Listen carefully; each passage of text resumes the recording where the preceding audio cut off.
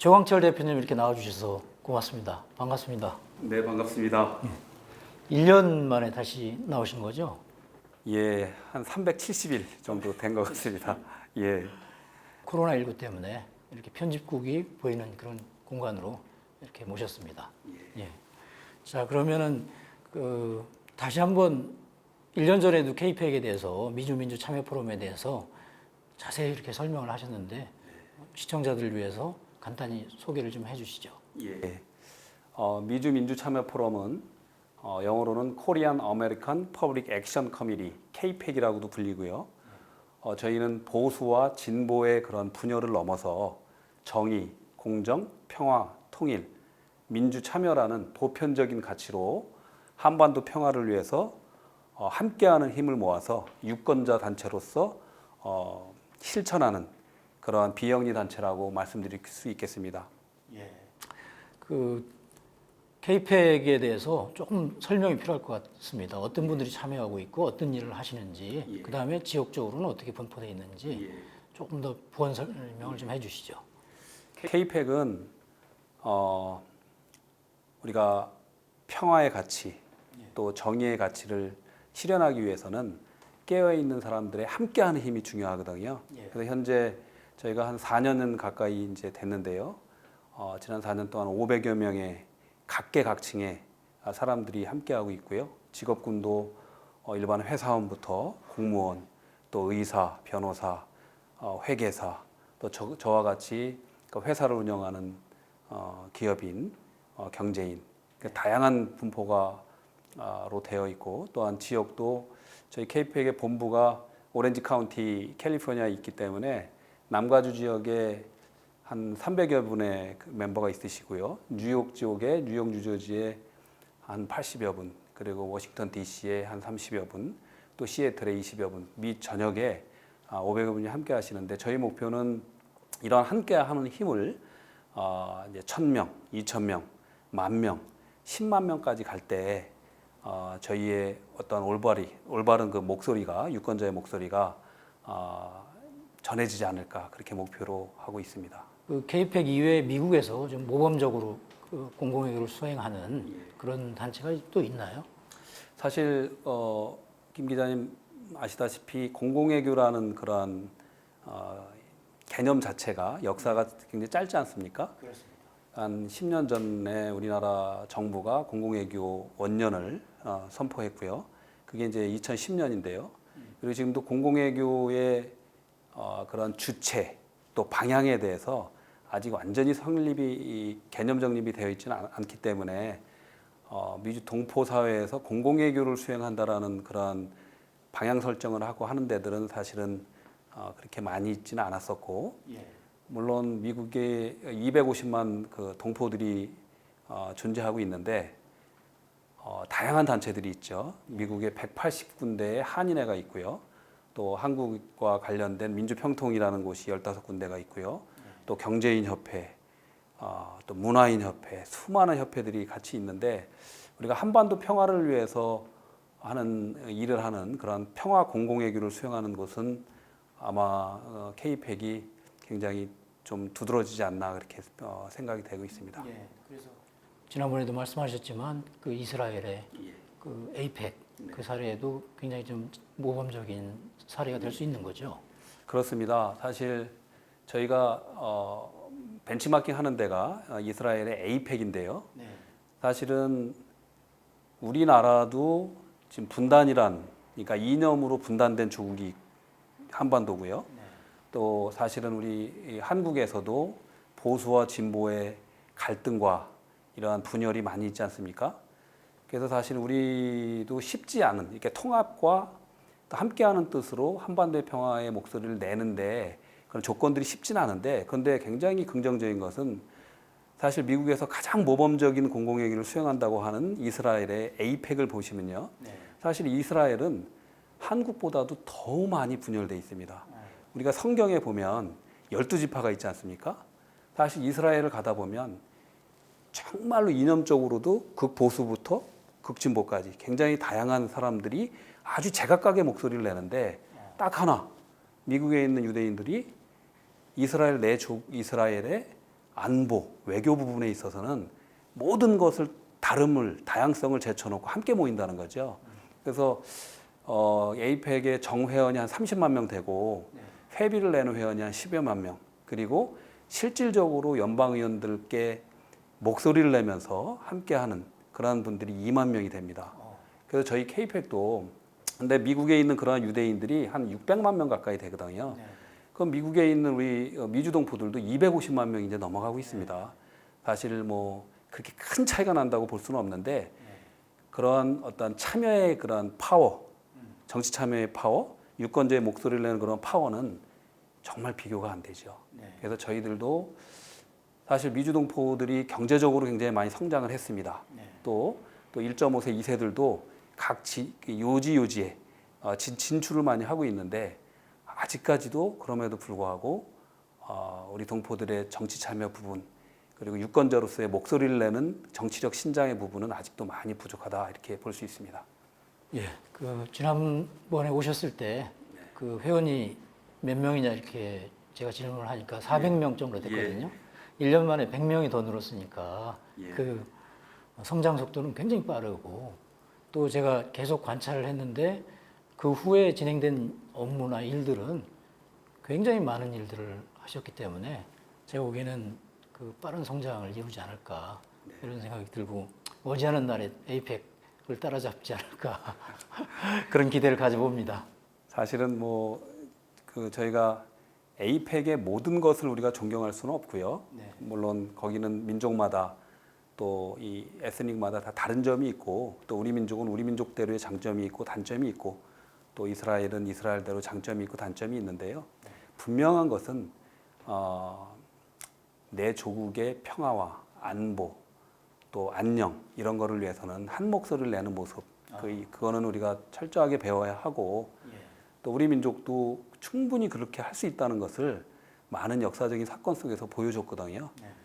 이제 누군가는 이런 것들을 조직해 나가야 하고 사실 미국에도 그렇고 한국에도 그렇고 수많은 분석가들, 수많은 평론가들은 있지만 우리가 지금 필요로 하는 것은 그 평화를 위해서 당국, 남한의 당국, 북한의 당국, 미국의 당국에게만 이런 평화의 부분을 맡겨놓지 말고 우리 동포들이, 국민들이 자기가 서 있는 것에서 조직하고 활동하는 그러한 조직가, 활동가들이 필요할 때가 아닌가. 그것이 곧 저희가 지향하는 바다 이렇게 말씀드릴 수 있겠습니다. 공공외교의 가장 중요한 포인트는 상대방 국민의 마음을 얻는 거라고 알고 있습니다. 이번에 코로나가 미국이 굉장히 심각할 때 마스크 보내기 운동을 통해서 큰 반향을 일으킨 걸로 알고 있습니다. 그에 대해서 이렇게 소개를 좀 해주시죠. 예.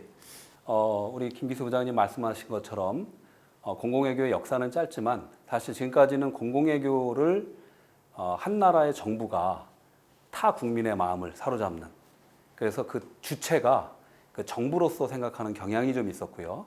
그렇지만 이런 것들이 이제는 사실 더 많이 바뀌면서 저희 케이펙에서 주장하는 것은 그 주체가 정부만이 아니라 의회도 될 수 있고 또 더 나아가서 동포, 국민이 그 주체가 될 수 있다. 그런 차원에서 사실은 동포라는 것들은 그 나라에 거주하는 주재 국민이자 또한 출신국은 내 조국이거든요. 대한민국이거든요. 그래서 가장 그 현실에서 가장 살아가면서 영향력을 끼칠 수 있는 주체가 되는 것이 사실 동포입니다. 그런데 이번에 보셨듯이 미국이란 나라가 정말 전 세계 최강대국이고 경제적뿐만이 아니라 군사력 그리고 보건의료 모든 것들이 사실 잘 준비되고 갖춰진 나라라고 생각을 했는데요. 사실 쓰나미처럼 밀려오는 그런 팬데믹 속에서 미국도 그 의료 체계가 굉장히 취약함을 보였습니다. 그래서 3월, 4월에 굉장히 미국으로 그 감염증이 확산될 때 각 주요 일선의 병원들이 마스크, 고글, 손장갑 같은 그런 그 기본적인 의료 장비조차 갖추지 못하는 상황에서 사실 간호사 의사들이 그 항의 시위까지 하는 그러한 사태가 벌어졌습니다. 거기에서 저희 케이펙이 사실 운동을 펼쳤는데요. 미의료진 마스크 보내기 운동을 시작했습니다. 그 뜻은 우리가 비록 얼마나 많은 도움이 되겠느냐마는 지금 어려움에 닥친 미의료진을 돕는 것이 곧 우리를 돕는 것이고 또 국민을 돕는 것이다. 미국 국민을 돕는 것이다. 그래서 저희들도 한 30만 불 가까이 되는 그 N95 마스크를 모았고요. 주요 병원들로는 UCLA 대학병원 그리고 흑인 지역에 있었던 마틴 루터 킹 커뮤니티 하스피털 그리고 시애틀에 있는 페어뷰 커뮤니티 하스피털 그리고 심지어 뉴욕의 그 쿠오모 주지사실로도 저희가 마스크를 전달했습니다. 그 외에도 그 홈리스 센터로도 보냈고요. 또 경찰서, 소방서 이런 꼭 필요한 곳에 보냈는데 그것이 너무나도 사실 미국 주류 사회, 미국 커뮤니티로부터 감사의 말을 들었고요.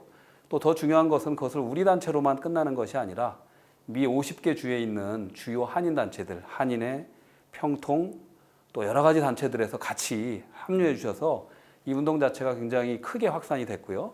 전체적인 것은 수백만 불에 이르는 그러한 그 PPE를 개인도 있었고 뭐 교회도 있었고 아까 말씀드린 그 여러 가지 한인 단체들이 힘을 합쳐서 많은 주에서 이런 운동이 일어났었고 이거는 곧 우리 한인들의 코리안 아메리칸뿐만이 아니라 전체 한국인의 이미지를 바꿔놓는 그러한 자그마한 계기가 됐다 이렇게 평가가 되고 있습니다. 구체적으로 보면 그 전달하고 그랬을 때 그 예. 반응들 어떤 반응을 보이던가요? 저희가 예상하지 못할 정도로 정말 반응이 정말 저희가 일을 하고 했지만 예를 들어서 UCLA 대학병원의 그 디렉터는 뭐라고 표현을 했냐면 정말 눈물이 나올 정도로 이렇게 따뜻한 마음을 가진 이 한국인들과 같은 이런 사람들만 있다면 이 세상은 어떤 이러한 그 팬데믹의 어려움 속에서도 항상 밝고 모든 어려움을 잘 이겨낼 수 있을 것이다. 정말 눈물이 나온다. 그런 반응들이 많았었고요. 그리고 또 특별히 사실은 바이러스가 그 인종차별도 안 하고 세대도 차별 안 하고 국경도 차별하지 않고 막 한다고 하지만 실질적으로는 차별합니다. 바이러스가 이 소득을 차별해서 사실 이번에도 크게 문제가 된 게 미국에서도 흑인, 히스패닉, 그러니까 인종별로도 소득이 낮은 계층들에 대한 감염증과 그 사망률이 훨씬 더 높았거든요. 그래서 이런 것들을 저희가 전달했을 때 특별히 그 흑인 지역 병원이나 홈리 센터들에 전달했을 때 거기서 다가오는 그 사람들이 느끼는 그 마음과 우리들이 전달하는 그런 마음들이 굉장히 특별했습니다. 그래서 정말 이런 일들은 우리가 좀 같은 어려움에 빠져 있더라도 내 이웃이 또 좀 어려움에 처해 있는 사람들이 많을 때는 우리가 발벗고 나서야 된다. 그렇게 생각하고 있습니다. 그 미국이 사실 부자 나라 아닙니까? 예. 어찌 보면 이렇게 우리 한인들이 그 미국 사회에 기부를 한 그런 경우는 많지 않았을 것 같습니다. 그 전에 뭐 그런 자연재해가 있을 때 물론 했겠지만 이렇게 조직적으로 또 전 뉴욕에서도 굉장히 활발하게 참여를 했지 않습니까? 그렇게 전 지역을 망라해서 이렇게 진행하고 또 반응이 좋은 그런 사례는 상당히 많지 않았다 이런 생각이 듭니다. 굉장히 좋은 말씀을 지적해 주셨는데요. 앞서 제가 말씀드렸듯이 전 세계 우리 동포들이 같은 그런 처지지만 미국도 경제적으로 사실 우리 한인들의 경제력은 엄청나게 성장이 됐습니다. 그리고 또 적지 않은 분들이 사실은 개인적으로 이런 도네이션을 해온 것들은 사실입니다. 여러 교육적인 부분 또 이렇게 어려운 그 소외된 주민들한테. 그런데 지금 말씀하신 것처럼 이런 것들을 좀 더 힘을 합쳐서 함께하는 힘으로 전달되는 것들은 좀 사실은 부족하지 않았나. 그래서 저희가 이런 것들 자체가 다 우리의 정치력 향상으로 이어지고 우리 한인 커뮤니티의 그 이미지 향상으로 이루어지고 또한 이것이 곧 공공의교의 그 본뜻인 그 나라의 국민의 마음을 훔쳐서 저 한국인이라는 사람들은 정말 마음이 따뜻한 사람들이구나. 어려울 때 자기도 어렵겠지만 콩 한 쪽도 나눠 먹는 그런 민족이었구나라는 것들을 보여주는데 이번에 말씀하셨듯이 뉴욕 한인회 또 뉴욕의 많은 단체 또 평통 또 각 지역의 한인회 너무나 많은 참여가 있었고요. 그 속에서 각 지역에서 감사의 편지들 주류 사회로부터 또 소외된 사회로부터 커뮤니티부터 많은 그러한 반향들이 있었습니다. 마스크 보내기 운동도 쉬운 일이 아니었는데요. 바로 이어서 코로나 북한 지원 성금 모으기 운동을 또 하셨어요. 그리고 또 많은 분들이 참여했고 뭐 금액도 사실 적지 않았고 또 전달도 굉장히 성공이 잘 된 것 같습니다. 시작부터 끝까지 굉장히 제가 옆에서 이렇게 취재를 해본 바에 따르면 그 매끄럽게 잘 진행된 것 같아서 상당히 모양이 좋았습니다. 그 과정에 대해서 소개를 좀 해주시죠. 예, 감사합니다. 사실 저희가 미으르진 마스크 보내기 운동을 마칠 쯤에 사실은 이런 소식을 접했습니다. 유니세프가 북한을 특정해서 북한 코로나 방역 프로젝트를 가동한다. 그래서 예산을 책정을 했는데 한 150만 불 가까이 예산을 책정했는데 그 예산에 거의 뭐 모으지를 못했다. 그런 소식을 들었고요. 또 더 중요한 거는 왜 그거를 유니세프가 하느냐. 지금 북한이 사실은 지속적인 그 대북 제재와 더불어서 이 코로나 감염증이라는 이중적인 그 당시에 어려움에 빠졌었어요. 그리고 요즘에 또 황해도 주로 북한의 곡창지대를 덮친 그 홍수까지 겹쳐가지고 사실 삼중적인 그런 어려움을 겪고 있다. 이런 와중에 사실 적십자하고 유니세프가 유일하게 대북 구호 단체 중에서 지속적으로 일을 하고 있는 단체라고 저희가 들었고요. 저희가 사실은 이 전달을 위해서 정말 말씀하셨듯이 참 어려운 부분이 있었는데 지금 한국에도 한 140개 정도의 대북 구호 단체들이 있어요. 지방 자치단체들도 서울시도 있고 뭐 경기도도 있고 또 우리 민족 서로 돕기 운동이라는 데도 한 140개 정도가 있다고 하고요. 미국에도 북한의 그 소아 결핵을 돕는 단체 또 뭐 임신부들을 돕는 단체 수많은 단체 구호 단체들이 있는데 그 단체의 대표도 지금은 그 이런 그 물자 이동 자체가 어려워서 너무나 어렵다. 그래서 저희가 추천을 준 게 유니세프를 통해서 하라. 근데 유니세프는 왜 가능하냐면 그러니까 북측에 오랫동안 유니세프하고 적십자는 거기에 사무실을 두고 대표자와 직원을 파견하고 그 현지 북한의 의사라든가 간호사라든가 현지 인력들을 채용하는 그러니까 평시 가동되는 그런 아피서였던 거예요. 그래서 저희가 이제 그래서 유니세프를 접촉을 했고요. 근데 그 와중에서도 사실 굉장히 어려움이 있었습니다. 적십자는 우리가 북한을 돕긴 하지만 특정한 나라를 기준으로 해서 그건 받지는 않는다. 그 내려면 내라. 내면은 그 쓰는 것들은 본인들이 자율성에 맞게 이렇게 하는 거다 해서 어려움이 있었고요. 근데 유니세프도 사실은 처음에 어떤 특정한 나라를 위해서 도네이션은 받기가 어렵다고 했지만 본인들이 아까 말씀드렸듯이 북한 코비드-19 프로젝트를 만들었기 때문에 이게 가능했습니다.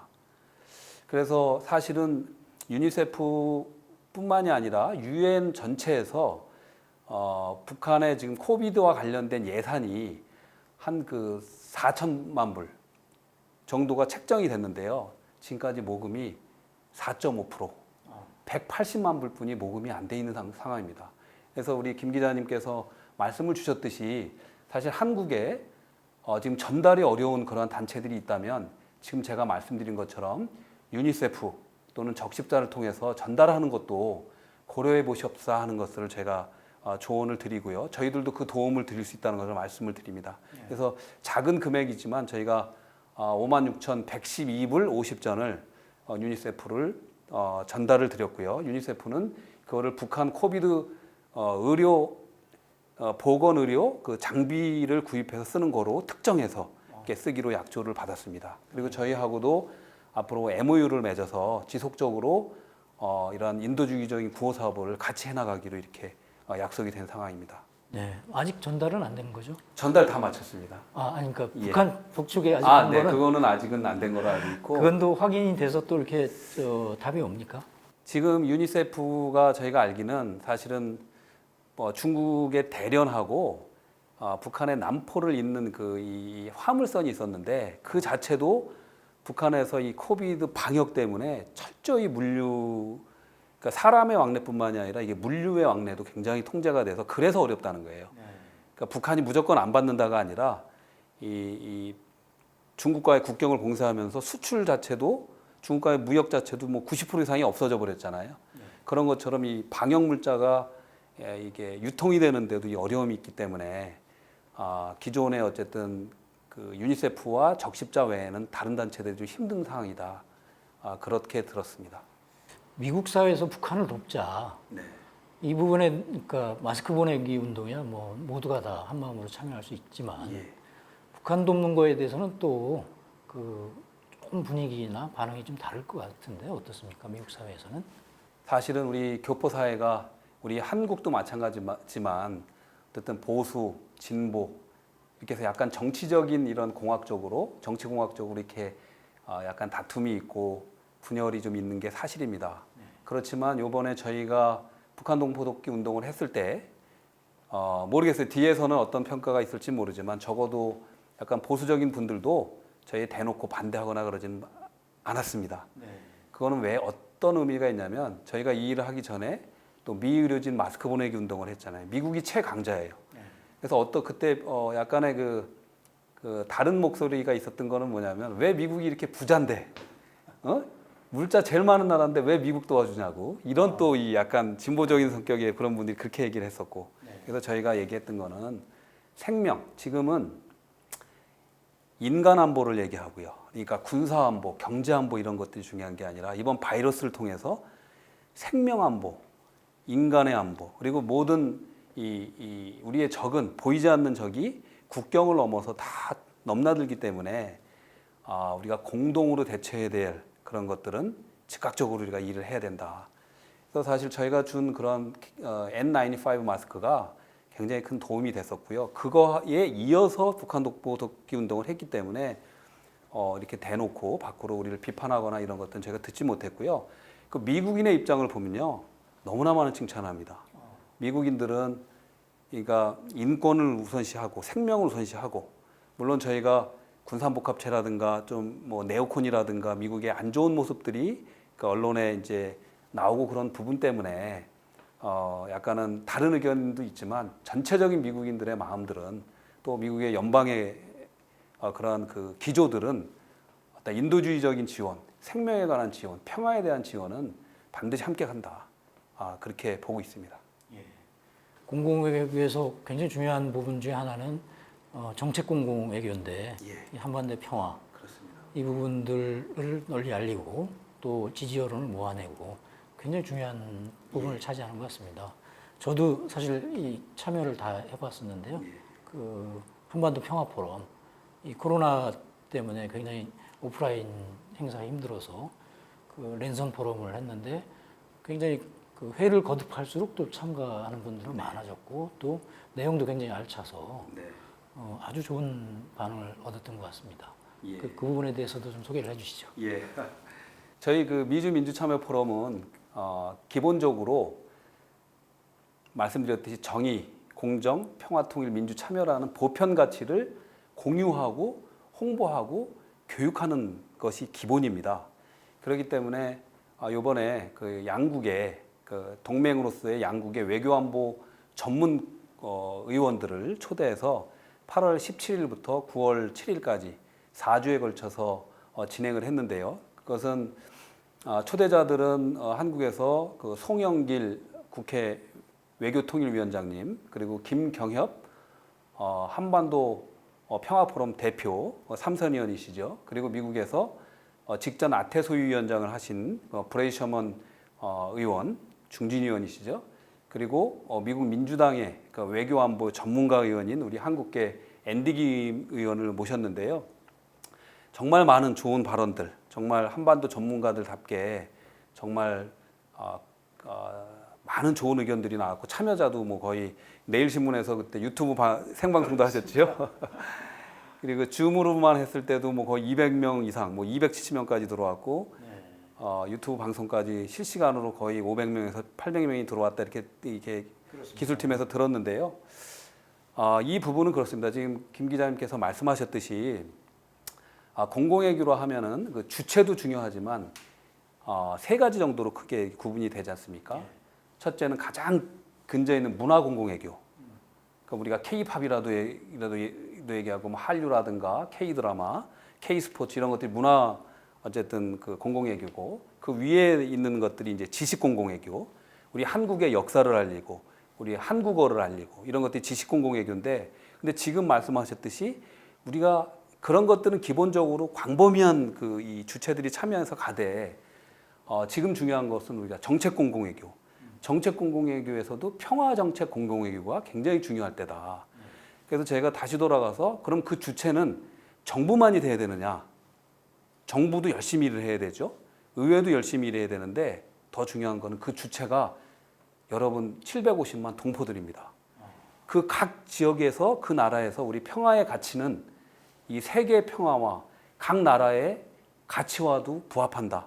한반도의 평화는 동북아 안정과 동북아 발전을 넘어서 전 세계 평화와 또한 전 세계 번영에 이바지한다는 것을 우리가 목소리를 높여줘야 되거든요. 그래서 그런 차원에서 사실 요번 이것도 우리가 이제 정책을 같이 나누는. 그런데 그 정책 공동회의를 평화정책 공동회의를 하려면 무슨 일들이 이슈인지, 지금 북미 관계의 관계는 어떤지, 남북 관계의 관계는 어떤지, 또 핵심 이슈들은 뭔지라는 것들을 공유하는 것들이 필요하거든요.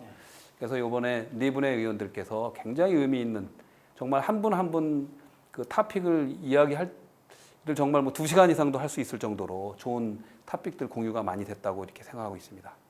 브래드 셔먼 의원 같은 경우는 그 미국 외교위원회에서 20년 이상 계속 일을 하시면서 외교 부분에 굉장히 전문성이 높은 분이었고, 그날 저도 이제 강연을 들었는데 민주당의 그 대북 정책이나 혹은 민주당이 이번 대선에서 승리할 경우에 어떤 대북 정책을 가져갈지 그런 부분에 대해서도 아주 구체적으로 설명을 했습니다. 잠깐 소개를 좀 해주실 수 있나요? 그렇습니다. 사실 브래드 셔먼 의원을 저희가 만나서 관계를 가진 지 한 3년 정도.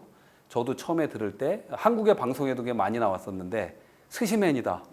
친일파다. 그래서 저희도 저분을 어떻게 돌려놓을 수 있을까. 그런데 너무나 중요한 위치예요.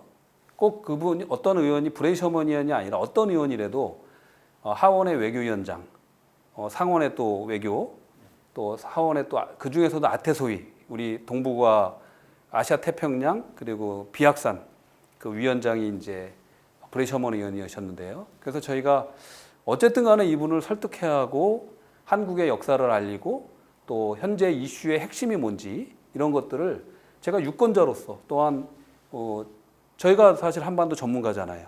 왜냐하면 내 조국이 한국이고 또 미국에 살아 있지만 한반도의 평화가 우리 한국에 있는 내 가족, 내 형제의 모든 그 생명과 삶과 직결되기 때문에 저희들 관심을 가질 수밖에 없고 그런 의견들을 많이 나눴습니다. 그래서 이번에 이제 셔먼 의원께서 저도 느낀 거는 이분이 이제 한반도 전문가가 다 됐다. 그죠? 사실 작년 7월에 로카나 의원하고 같이 국방수권법 NDA 2500에 종전선언의 필요성과 미 행정부가 외교적인 해법으로 종전선언을 해나가야 한다는 것을 올릴 때 정말 놀랐죠. 그리고 이분이 발벗고 나서서 뒤에서 북미 이산가족 상봉 결의안이 통과되도록 그 법안이 통과되도록 해준 분이 사실 이분의 뒤에서 힘이 썼어요. 사실 북미 이산가족 상봉 결의안 자체도 사실 코사인한 게 35명 정도뿐이 안 됐습니다.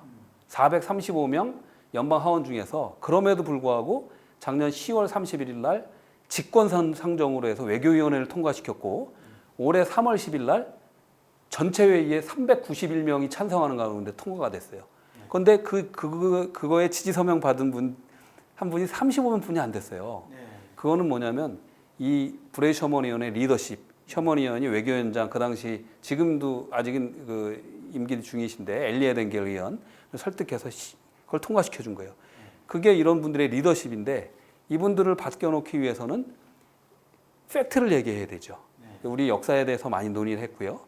또 우리 남북 관계의 개선, 북미 관계의 개선이 얼마나 크게 미국에 이익이 되고 이거는 미국의 어쨌든 뭐 군산복합체에 잠시 무기 팔아주는 이익 정도가 아니라 미국의 장기적인 동북아 전략에 엄청나게 부합한다. 거기에서 사실은 북한하고도 군사동맹은 안 되더라도 경제동맹까지도 생각하는 그런 것들을 제시를 했고요. 또 우리 북한의 역사, 또 우리 그 전에 조선의 역사, 하나였던 우리나라의 역사, 또 그 이후에 뭐 중국과의 북한과의 그런 관계 이런 것들을 차분히 설명해 나가는 그런 노력 과정들이 있었습니다. 그 공공외교에서 굉장히 좀 독특한 영역을 지금 하고 계신 건데요. 그렇습니다. 지금 우리 KPEC이 그 소위 해외 동포가 공공외교 역할을 짊어지고 하시고 계신데 디아스포라 공공외교라고 그 부분에 대해서 조금 더 부연 설명이 필요할 것 같습니다. 디아스포라 평화 공공외교를 제가 이름을 졌다고 그러시는데요. 만약 그렇다면 자랑스럽고요. 그런데 지금 말씀드렸듯이 디아스포라 정말 우리 디아스포라는 사실은요. 2000년 전에 유대인들이 나라를 잃고 로마의 식민 지배가 빠져서 나라를 잃은 다음에 세계 각국에 뿔뿔이 흩어져 가지고 그 조국을 이룬 서름 속에서 살아가는 그 재외동포를 얘기하죠. 흔히 얘기하면 저희 한국의 디아스포라 재외동포가 750만 명입니다. 사실은 북측 출신까지 하면 한 800만 명이 넘지 않나라고 보고 그렇게 따졌을 때 우리는 남측에 5,200만, 북한에 2,500만, 해외에 800만을 가진 인구 8,300만인가요? 이 정도의 거대한 나라인데 우리 조국에서 이 해외에 있는 750만, 800만의 동포들을 손을 놓아서는 안 되는 겁니다. 그분들을 감싸 안고 그분들이 우리 조국의 경제 발전뿐만이 아니라 조국의 평화를 위해서 기여할 수 있는 역량들을 발휘할 수 있게 해줘야 되는데 아까 말씀드렸듯이 왜 중요하냐면 동포들은요 마음속에 우리 코리아 대한민국 우리 조국입니다. 그런데 출신국이 즉 대한민국이죠. 그렇지만 거주국이 각 나라에 있는 거예요. 우리 한국인처럼 수많은 나라에 들어가서 살고 있는 나라가 민족이 없을 정도예요. 사실 유대인보다 더 많은 곳곳에 가서 살고 있고요. 인도인, 중국인보다 더 많은 곳에 가서 살고 있습니다. 그래서 저는 말씀드리고 싶은 것은 디아스포라 평화 공공외교. 그러니까 공공외교의 주체는 정부만이 아니라 정부 중요합니다. 의회도 돼야 된다. 더 나아가서 동포들도 돼야 된다.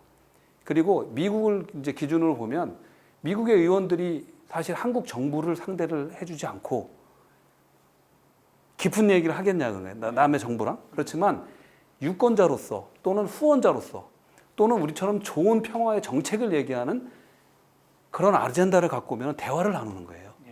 그래서 제가 볼 때 그런 거예요. 그 현지에 있는 의원들 또는 정치인들이 귀를 기울이는 사람은 누구냐? 유권자, 하나는 후원자, 또 하나는 정말 좋은 정책을 자기한테 얘기해 주는 사람. 그래서 우리는 그걸 할 수 있는 사람들이 곧 동포들이다. 그래서 우리 이 분단된 세계 유일의 아직까지도 75년 동안 분단돼서 해결을 못하고 이 나라에서 이걸 해결할 수 있는 사람들의 주체는 동포들이다.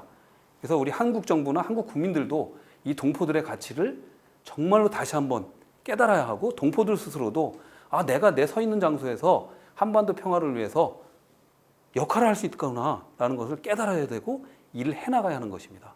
굉장히 중요한 지점을 말씀해 주셨던 것 같습니다. 그 나라 국민의 마음을 얻어서 한반도의 평화나 한반도에 대한 지지 이런 것들을 이끌어내야 되는데 자기들과 생활을 같이 하고 있고 또 처지가 같고 거기다가 이제 정치권 같은 경우는 유권자인데다가 또 후원을 할 수 있는 그런 잠재적인 분들이기 때문에 그 얘기에 귀를 기울일 수밖에 없는 거죠.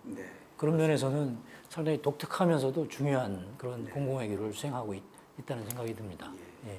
그래서 이제 본격적으로 의회를 상대로 해서 이 한반도 평화와 통일 이 부분에 대해서 끊임없이 이산가족의 문제라든지 개성공단의 문제라든지 이런 부분들을 계속 주장을 해오셨는데요. 그 과정에 대해서 지금 보면은 뭐 많습니다.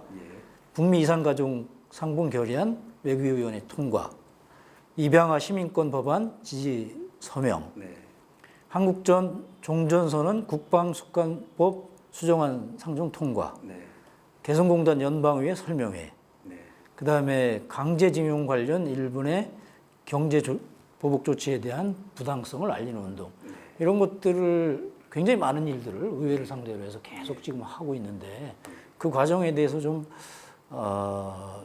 어려운 점도 많으실 거고요. 그 다음에 또 보람도 있으실 것 같습니다. 좀 설명을 한번 좀 해주시죠. 사실 뭐 저희 부끄러운데요. 사실은 저희가 볼 때 누구나 할 수 있는 일이다. 그리고 사실 디아스포라 평화 공공외교는요. 제가 볼 때는 이거를 할 수 있는 운동, 이거를 할 수 있는 캠페인, 이거를 할 수 있는 목소리의 이러한 그 운동장은 깔려 있다라고 이렇게 보고 있고요. 미국 연방의원들은 거꾸로 생각해 보시면 지금 대한민국이 한반도가 세계 유일의 분단 국가입니다. 이 문제를 해결하는데 참여를 하고 싶겠습니까? 하고 싶겠습니까? 저는 사실 트럼프 대통령은 독특하신 분이라고 보는데요. 사실 트럼프 대통령의 특색은 조금 이제 여러 가지 이렇게 언어의 선택, 여러 가지에 있어서 좀 이제 문제가를 점을 지적받기도 하시지만 기존의 민주당이나 공화당의 이스태블리시먼트라 해서 그 주류라고 하죠. 민주당 주류, 공화당 주류하고 다른 생각으로 어쨌든 북한하고의 대화를 이끌어낸 거예요. 그런데 사실 진전을 더 못해서 많은 비판도 있긴 하지만 그런데 지금 말씀하신 저희가 일해왔던 많은 일들, 북미 이산가족 상봉 결의안, 저희가 이 결의안을 내기 전에 연방 의원들을 많이 설득해서 연방 의원들을 통해서 트럼프 행정부, 트럼프 대통령에게 편지를 쓰게 한 일이 있습니다. 이 일 전에. 그래서 이 북미 이산가족 상봉이 그 북미 회담의 아젠다로 되게 하라라는 편지를 민주당 의원들이 수십 명 있었어요. 그래서 이제 국무부에서도 다 이거를 알고 있고 저희가 알기는 이걸 회담에서 거론이 된 거로 알고 있습니다. 그리고 지금 개성공단 사실 연방의 설명회 같은 경우는 작년 6월 11일 날 레이번 빌딩에서 진행을 했는데 나중에 알고 봤더니 공화당뿐만이 아니라 민주당 의원들도 개성공단 그러면 대북 퍼주기로 알았대요. 그래서 이거를 설명을 하는 자체가 불가능했는데 셔먼 의원과 앤디 김, 주디 추 같은 의원이 힘써줘서 열게 된 거예요. 그래서 열게 되니까 거기에 참여했던 개성공단 기업협회 분들이 이거는 퍼주기가 아니라 오히려 개성공단을 통해서 북한 주민의 옷차림이 달라지고 얼굴색이 달라지고 영양 상태가 달라졌다. 그래서 개성공단의 그 밝아진 옷차림이 평양까지 가고 평양에 미니스커트가 생기고 양산이 생기고 울긋불긋한 옷이 생겼다. 그래서 오히려 북한의 개방을 개성공단이 이끌어낸 거다라는 것들을 알리게 된 거예요.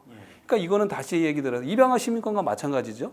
다 인권의 문제예요. 북미 이산가족 상봉 결의안 인권의 문제입니다. 그런데 이런 것들을 우리가 그동안 안 해왔을 뿐이에요. 다시 돌아가면 이런 일들을 하면 연방의원들 좋아하십니다. 그래서 각 50개 주에 계신 한인 동포 여러분들이 사실 K-팩하고 같이 안 해도 되고요. 한인의 이름으로 또는 내가 속한 어떤 단체 이름으로 아니면 개인의 이름으로라도 연방의원들을 유권자로서 당당하게 만나셔야 돼요. 방법은 여러 가지가 있습니다. 일단은 연방의원들은 다 타운홀 미팅을 해요. 그래서 유권자들하고 대화하는 시간을 갖고요. 아니면 후원회도 합니다. 단돈 100불, 1000불, 한도도 2,800불 미만입니다.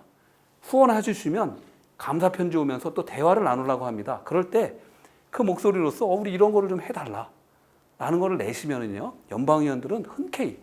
그래서 평화의 이슈, 생명의 이슈, 인도주의적인 지원의 이슈, 인권의 이슈에 대해서는 연방의원들은 언제든지 오픈돼 있다. 그래서 저희들이 한 것이 큰 것이 한 것이 아니라 당연히 해야 할 것을 했고요. 또 연방의원들은 이거에 흔쾌히 받아준 거다. 그래서 저희가 열심히 임한 건 사실이지만 우리가 새로운 거를 할 수 없는 거를 뚫어낸 것이 아니라 할 수 있는 것도 이렇게 있었는데 우리가 그동안 좀 못한 부분이다. 그런데 이거를 더 효과적으로 하려면 개인의 목소리가 아니라 함께하는 사람들의 그 대중적인 목소리, 유권자의 대중적인 목소리를 냈을 때 더 효과적이다. 이런 말씀을 좀 드리고 싶습니다. 북미 이산가족이 많이 있나? 많이 지금도 계시나요? 저거는 사실은 저희가 2000년을 기준으로 저희가 한국에서 남북 이산가족 상봉이 21차례인가가 이루어지잖아요. 근데 뭐 인원을 좀 이렇게 통제해서 진행은 됐지만 그래서 2000년 기준으로 한국에서 이산가족이 그 당시에 등록된 가족을 미국에 있는 이게 재미동포의 숫자를 대비해서 10만 명으로 추정을 한 상황이에요. 그 당시에. 그래서 그 자료가 재미 이산가족이 한 10만 명이 있다. 2000년에. 그래서 미국의 그 레드크로스에서 그렇게 자료가 나왔는데 지금은 사실 많은 분들이 한국처럼 돌아가셨고요. 그래서 저희가 지금 볼 때는 한 몇백 명에서 몇천 명. 지금 저희가 그 명단을 갖고 있는 거는 한 100여 명 정도입니다. 그러니까 1세대 이산가족. 근데 저도 그 세컨 제너레이션이에요. 2세대 이산가족인데 그렇게까지 합치면은 아마 수천 명에 이를 거다라고 보고 있고요. 그런데 정말로 참 저희 아버님도 지금 제가 이제 브레이 셔먼 의원이나 많은 의원들하고 이 얘기를 하면 참 안 됐다. 나 눈물을 글썽이시는데 작년에 6월 12일 날 그 북미 이산가족 북한 포럼을 저희가 진행을 했어요. 그러니까 의회에 아시아 태평양 의원 연맹이 있어요. 의원 커커스. 그 의장이 주디치 의원이신데 주디치 의원하고 설득을 해서 그거는 이제 저희는 KAPAC, KPEC인데 거기는 CAPAC라는 그 의원 연맹이 한 64명 정도 회원이 계신데요.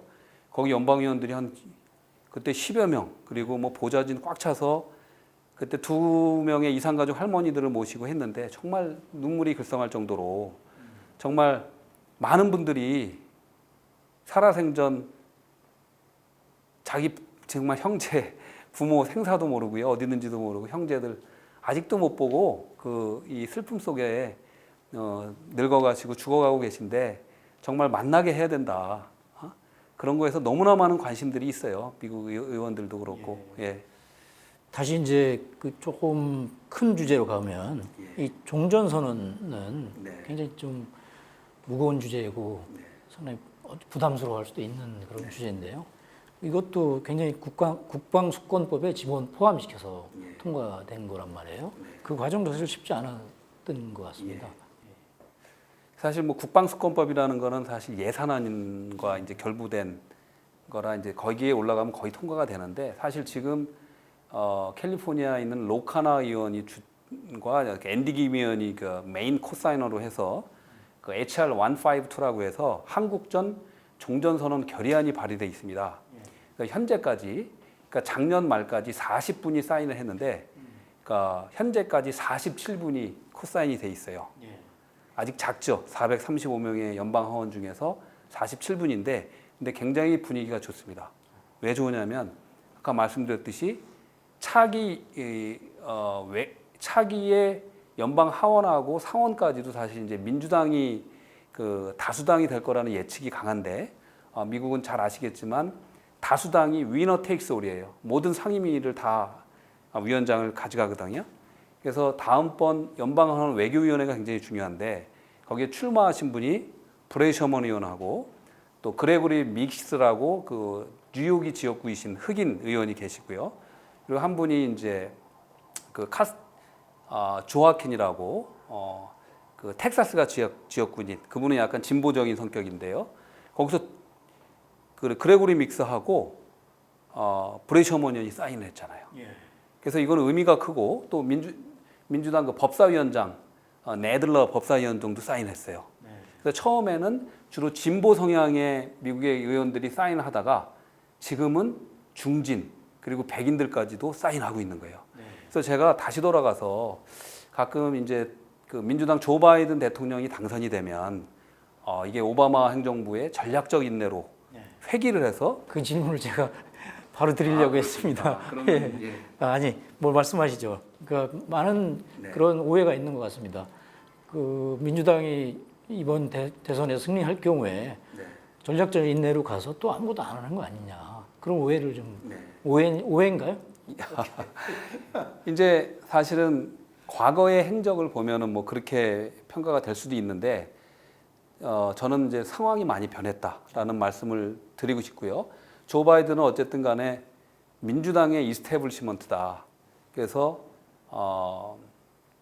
민주당의 사실은 그 주류죠. 그리고 그런데 상황이 다른 건 뭐냐면 사실 4년 전에 그 트럼프 대통령이 당선될 거라고는 예상들을 잘 못했잖아요. 그리고 클린턴 대통령이 당선될 거다. 클린턴 국무장관이죠. 근데 예상을 벗어서 트럼프 대통령이 탄생했단 말입니다. 그 당시에 많은 그 버니 샌더스를 응원했던 많은 민주당의 진보주의자들이 투표를 안 했어요. 그죠? 왜냐하면 지금도 조 바이든에 대한 그러한 의심들이 있는 것은 사실입니다. 기득권층이다. 그렇죠. 그래서 얼마 전에 사실 민주당 전당대회가 있었을 때 8월 달에 그 AOC 그 알렉산드리아 오카시오 코르테지가 연설을 할 때 바이든을 막 띄워주기보다는 다른 발언들을 좀 그러니까 약간 뼈가 있었죠. 그런데 이제 좀 틀린 거는 뭐냐면 지금은 아직도 트럼프 대통령이 될지 바이든 될지는 모릅니다. 그런데 모든 여론조사에서는 바이든이 앞서고 있죠. 좁혀졌다가 다시 지금 그 트럼프 대통령의 말실수 때문에 조금 벌어지고 있는. 그렇습니다. 그래서 뭐가 틀리냐 그러면 바이든 대통령이 분명히 이란 딜을 했었고 또 오바마 행정부의 그 전략적 인내 부분에 대해서 동의한 거는 맞아요. 부통령으로서. 그렇지만 바이든 대통령이 그때 외교안보의 핵심으로 참여한 건 아니고요. 그리고 지금은 민주당의 그 이 세력 분포가 많이 틀려진 게 한반도 평화 그 종전선언과 평화 조약을 원하는 그 진보주의적인 의원들이 많이 참여를 했다. 또 예를 들어서 우리 앤디 김 의원 같은 경우도 아주 이 한반도 평화 정책에 문재인 정부의 이 정책을 따라야 한다라고 주장하는 분이고 브레이 셔먼 의원까지도 문재인 정부의 한반도 평화 정책을 미국이 도와야 된다. 종전선언을 강하게 주장하죠. 맺어야 한다. 그리고 북한의 뭐 이렇게 완전 비핵화 후에 CVID의 제재 해제 그거는 비현실적인 거다. 그래서 어쨌든 단계적인 스냅백을 조건으로 단계적인 해법을 얘기하는 의원들이 굉장히 목소리가 높아진 거예요. 그걸 반영하는 게 이번에 종전선언에 사인한 47분 그분이 반영을 하는 거고 지금 저희가 듣기는 그 낸시 펠로시나 사실 엘리에 댕겔 현 외교위원장 같은 경우가 북한에 대한 인식이 굉장히 강했는데 조금씩 변화하고 있다. 그리고 더 중요한 것은 지금 부통령 후보로 이렇게 지명된 까말라 해리스는 트럼프 대통령의 그 김정은 위원장과의 어떤 미사려구적인 그러한 연애 편지를 교환하는 듯한 거는 반대하지만 현재 북한이 완전히 비핵화 후에 뭐를 도와준다는 건 현실성이 없다. 그래서 똑같이 스냅백을 전제로 해서 전제로 한 그 제재 해제를 요구하고 있어요. 그리고 문재인 정부의 그 정책을 따르고 있습니다. 그래서 많이 변하고 있고 또 하나는 물론 이제 북한 당국에서 이 바이든 대통령이 지금 나이 때문에 단임이 지금 예정이 돼 있거든요. 예측이 되고 있거든요. 그래서 사실 그게 미국 그 유권자들로부터의 단점이기도 한데 그랬을 때 많은 외교적인 부분에 대해서는 사실은 본인이 자기하지우지하기보다는 그 민주당의 외교안보팀하고 같이 할 거다. 근데 그게 전과와는 굉장히 다른 그러한 민주당 내 구조를 보이고 있다 이렇게 말씀드리고 싶고 또 하나는 또 트럼프 대통령이 잘해왔던 부분 중에 하나가 대화를 안 했던 거를 다시 연결한 거고요. 어쨌든 그리고 뭐 다 아시는 얘기지만 오바마 행정부는 사실은 그때 지금 바이든도 그거는 얘기는 같아요. 우방 우선이다는 거. 우방의 말을 듣겠다는 거거든요. 근데 그 당시에는 우리가 이명박 박근혜 정부로 넘어오면서 대북 강경 정책을 요구를 했어요. 미국 오바마 행정부에. 그래서 거기 말에 따라준 부분이 있어요. 오바마 행정부가. 그래서 일본에 더 많은 것을 맡겨버리는 거죠. 그런데 이제는 이 정부 자체도 이 평화의 그런 가치를 먼저 두는 정부가 남쪽에 있지 않습니까? 그래서 훨씬 그런 정책들이 바뀌어 나갈 거다. 그래서 앤디 김 의원도 그렇고 이번에 참여했던 우리 브레이 셔먼 의원들하고 똑같은 의견을 줬습니다. 바이든 의원이 대통령으로 당선되면은 훨씬 더 많은 진척이 일어날 거다라는 것을 보고 저도 거기에 동의합니다. 47명이 470명이 되면 얼마나 좋겠습니까? 그런 날이 오기를 기대하고요. 그런 날을 만들기 위해서 이렇게 KPEC 같은 그런 단체가 필요하고 또 대표님 같은 그런 또 열정을 가진 분들이 굉장히 중요한 것 같습니다. 그런 날이 오기 위해서 향후에 어떤 계획을 가지고 계신가요? 사람이 힘입니다. 함께하는 사람, 내 조국을 사랑하는 깨어있는 함께하는 사람들의 조직 그것이 힘입니다. 그래서 저는 말씀드리고 싶은 거는 특히 미주 동포들 또 전 세계에 있는 우리 동포들 서 계신 그 자리에서 우리 한반도의 평화는 당국에다만 짐을 이렇게 지어서는 안 됩니다. 정부 당국이 아니라 의회 또 가장 힘을 내는 것은 동포들입니다. 저희들이 그런데 혼자 목소리를 내는 것보다 주위 사람들, 친구들하고 모임 한번 만드세요.